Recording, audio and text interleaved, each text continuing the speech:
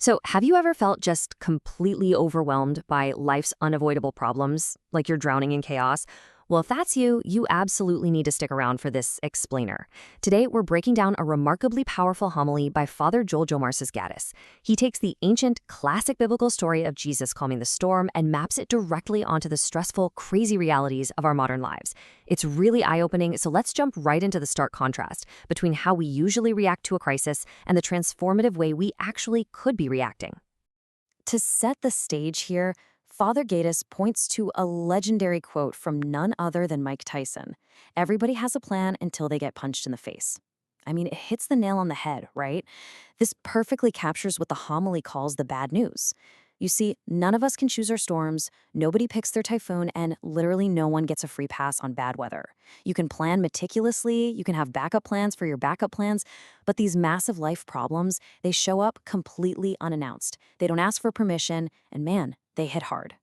Okay, let's dive into this. We really need to bring this ancient metaphor right into our living rooms and our offices, because we aren't just talking about a literal rainstorm here. We're talking about, say, a sudden equipment breakdown when you're just trying to run an honest business. We're talking about unexpected tax violations that suddenly put you in massive debt. Or maybe it's the heartbreaking discovery of hidden infidelity in what you thought was a quiet, stable marriage. It could be dealing with rebellious teenagers, or going in for a routine checkup that suddenly turns into a terrifying stage 4 cancer diagnosis. These are the modern punches to the face, you know? These are the sudden typhoons that just knock the wind right out of us. But here's the turning point. Father Gutierrez quickly pivots from this heavy, undeniable bad news to some seriously empowering good news. And good news number one is this: choose your response. And this brilliantly illustrates something absolutely crucial. While we have zero control over when a storm arrives, we have total control over how we respond. Just look at the classic story of the storm on the Sea of Galilee. You have the disciples right there, panicking, crying, totally consumed by fear, basically letting the crazy external weather dictate their internal state. But then, look at Jesus. He's sleeping peacefully. He's relaxed. Now, he isn't just ignoring the storm. He is demonstrating this absolute, unwavering trust in God's ultimate control. Father Gaddis points out something so profound here. Jesus mastered the storm internally long before he ever spoke to the winds outside. The big takeaway for us is that you might not be able to control the terrifying winds outside your boat, but you have absolute authority over the weather inside your mind. To really drive this home, Father Gaddis uses this brilliant piece of Filipino wordplay. He says that in a crisis, you really only have two choices. You can choose what's known as magwala, which basically means to panic, completely lose control, and let fear paralyze you. Or you can choose maniwala, which means to believe, to pray, and to actively let trust in God guide you. It's essentially one letter difference, but it's a completely different mindset. True spiritual power isn't about just magically wishing the storm away. It's about choosing the quiet strength of belief over the exhausting chaos of panic. Fear stops you dead in your tracks, but Trust is the beginning of a miracle. So that brings us right to good news number two, the impermanence of rain. Father Gaddis asks us to think about the actual lifespan of our hardships. The answer? 0. That is the exact number of permanent storms in the history of the world. 0. Think about that for a second. No matter how terrifying the winds get or how incredibly heavy the downpour is, the water eventually runs out. The typhoon always passes. Why do you think Jesus was able to sleep so soundly on that boat? It's because he fundamentally understood the nature of the storm. He knew it was temporary. So if you were sitting there right now, right in the middle of a disaster, take a breath. Nature's own logic guarantees that it simply will not last forever. And finally, we have good news number 3, the ultimate companion. This is where Father Gaddis emphasizes a really comforting truth. We were never meant to fight these soul-crushing battles by ourselves. Jesus is right there in the boat with you. To really cement this idea, he shares this incredible, true story from his parish about a woman battling stage 4 lung cancer. As you can imagine, the physical and financial toll on her was immense.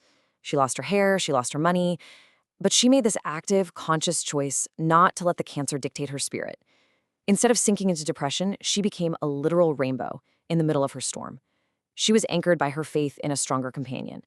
She wasn't just surviving, she was actually smiling and glowing, completely sustained by her absolute trust. Now get this, the conclusion to her story is nothing short of miraculous. Sometime later, her family returned to the parish with the most unbelievable news. she was declared 100% cancer-free. No way, right? Now, Father Goddess is very clear. He doesn't share this as some kind of blanket guarantee that every single illness is going to just miraculously vanish. Instead, he shares it as a powerful testament to what can actually happen when you flat out refuse to surrender to despair. When you realize that the ultimate companion is in your corner, fighting for you, it actually changes the very fabric of your reality. It suddenly opens the door to outcomes you previously thought were entirely, absolutely impossible. And Father Goddess connects this miracle right back to our everyday lives. Because, let's be real, we all have our own personal versions of what feels impossible. Maybe you're currently staring at a mountain of massive financial debt, totally convinced you'll never be able to dig your way out. Or maybe you've been repeatedly denied a visa that you desperately need for your family's future. Perhaps you're praying for healing from a severe illness yourself, or you're just exhausted trying to restore a deeply broken family dynamic. When we stare at these massive burdens head-on, our human brains just naturally categorize them as impossible. We essentially declare defeat before the storm has even finished passing through. So, the crucial point is this. Father Goddess challenges all of us to redefine the word itself. We have to break the habit of declaring our problems unsolvable. You literally need to change the word impossible into I'm possible. It's this massive cognitive shift that happens the exact moment you stop obsessing over your own human limitations and you start focusing on God's boundless strength. Think about it. The one who actually created the storm can certainly quiet it down. Whatever it is you keep telling yourself is impossible, you have to stop right now. You have to actively rewrite that narrative in your own mind. To wrap up this explainer, Father Gatus leaves us with one final, incredibly direct challenge. He asks, sa gitna ng iyong bagyo, ano ang pipiliin mo? Takot o tiwala? In the midst of your storm, what will you choose? Fear or faith? Will you panic and let the external chaos pull you under? Or are you going to trust that the storm is temporary and remember that you are absolutely not in that boat alone? It's a choice you have to make every single day. Just remember, while you can't control the wind and the rain outside, you always, always have absolute control over the weather inside.